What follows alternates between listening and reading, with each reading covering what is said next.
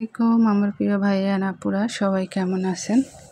আশা করি সবাই অনেক ভালো আছেন। আল্লাহ তাআলার অশেষ রহমতে আমিও ভালো আছি। তো আজকে সরাসরি দুপুরে রান্না করতে চলে আসছি। তো আজকে রান্না করব সিমের বিচি আর সিমের বিচি দিয়ে চিংড়ি মাছ, আর রান্না করব পেঁয়াজ কলি দিয়ে আলু ভাজি। তো এখানে আমি এই যে সব কেটে নিয়েছি, আর দেখতে পেলেন সিমের বিচিটা খোসা ছাড়িয়ে নিয়েছি, ভিজে রেখেছিলাম 5 মিনিটের মতো। তো আগে আমি আলু আর পেঁয়াজ কলিটা ভেজে নেব। তো এই যে আলু আর পেঁয়াজ আমি দিয়ে দিয়েছি কড়াইতে, হলুদ লবণ সব দিয়ে দিয়েছি। তো ভাজিটা করতেছি। তো আমার ভিডিওটি যে যেখান থেকে দেখতেছেন সবাইকে জানাই অসংখ্য অসংখ্য ধন্যবাদ।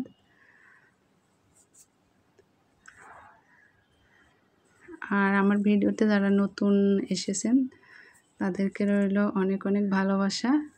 যদি আমার ভিডিওটি ভালো লেগে থাকে তাহলে একটা লাইক দিয়ে ভিডিওটি দেখবেন।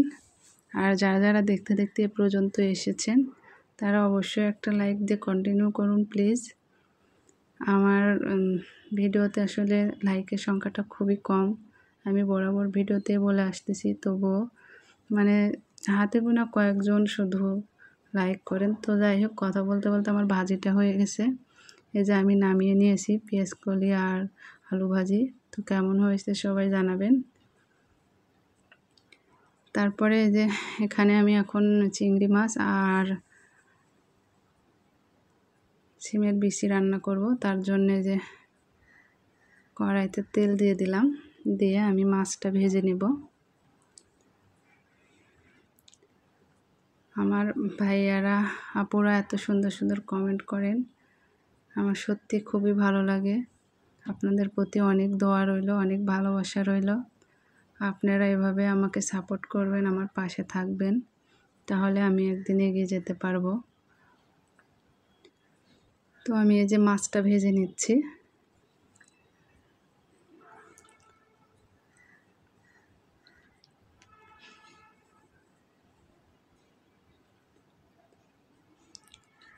আপনারা যারা যারা এখনও আমার চ্যানেলটি সাবস্ক্রাইব করেননি অবশ্যই আমার চ্যানেলটি সাবস্ক্রাইব করে আমার পাশে থাকবেন।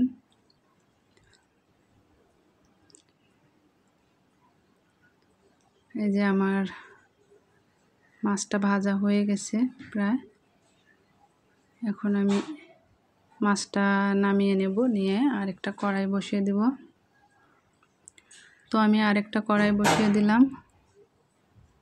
আমি ভয়েস দশমে একটু নয়েজ আসতে পারে, তো প্লিজ একটু ইগনোর করবেন।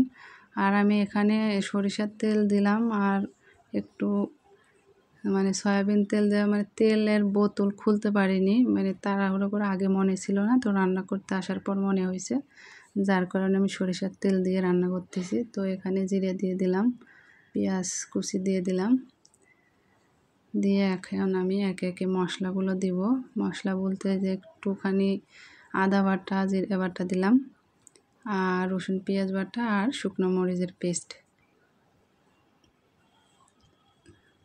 আপনারা তো বরাবরই দেখেন আমি শুকনো মরিচের পেস্ট, কাঁচা মরিচের পেস্ট দিয়ে রান্না করি। আর এখানে দিয়ে দিলাম হলুদ পরিমাণ মতো, আর দিয়ে দিব লবণ। দিয়ে মশলাটাকে আমি সুন্দর করে কষাবো। আসলে আপুরা ভাইয়ারা আপনাদেরকে আমি রান্না শিখাই না, আমি যেটা পারি সেটাই, শুধু যেটা করি প্রতিদিন সেটাই আমি আপনাদের সঙ্গে শেয়ার করি। তো এখানে আমি একটা টমেটো কেটে দিয়ে দিলাম, দিয়ে একটু কষিয়ে নিয়ে একটু পানি দিয়ে দিব। আর সিমের বিচিটা আমি 5 মিনিট ভিজিয়ে রেখে খোসা ছাড়িয়ে নিয়েছি। খোসা ছাড়াতে গিয়ে অনেক সময় লেগে গেছে। আর এখানে শুধু আমি 2টা আলু ছোটো সাইজের কেটে ধুয়ে রেখেছিলাম দিয়ে দিলাম, দিয়ে এখন টমেটোর সঙ্গে কষিয়ে নেব।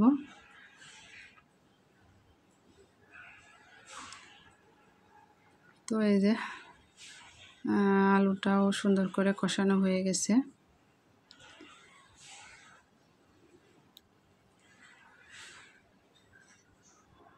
তো এখন আমি সিমের বিচিটা দিয়ে আরও কিছুক্ষণ কষাবো।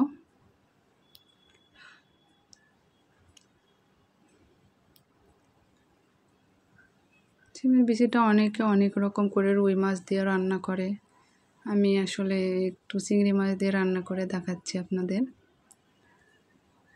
তো এই যে সিমের বিচিটা দিয়ে কিছুক্ষণ কষাচ্ছি। তো আমার কষানোটা হয়ে গেছে, এখন আমি পরিমাণ মতো পানি দিয়ে দেব।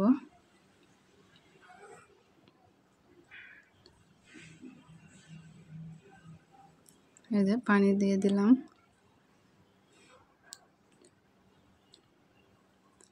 এখন আমি একটু কাঁচা লঙ্কা কেটে রেখেছিলাম চিড়ে, এটা দিয়ে দিব।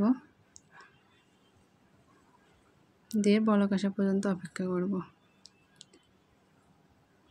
তো বলক উঠে গেছে, এখন আমি মাছগুলো ভেজে রেখেছিলাম সেই মাছগুলো দিয়ে দেব।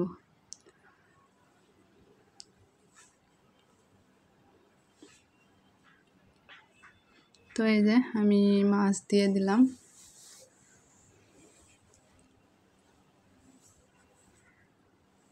দিয়ে একটু সুন্নি দিয়ে আবারও ঢাকনাটা তুলে নেড়ে দিলাম। এই তো আমার মাছ তরকারিটা সিমের বিচিটা একদম রান্না হয়ে গেছে। তো কেমন হয়েছে অবশ্যই জানাবেন। আর আজকের ভিডিওটি এ পর্যন্তই। সবাই ভালো থাকবেন, সুস্থ থাকবেন। আল্লাহ হাফেজ।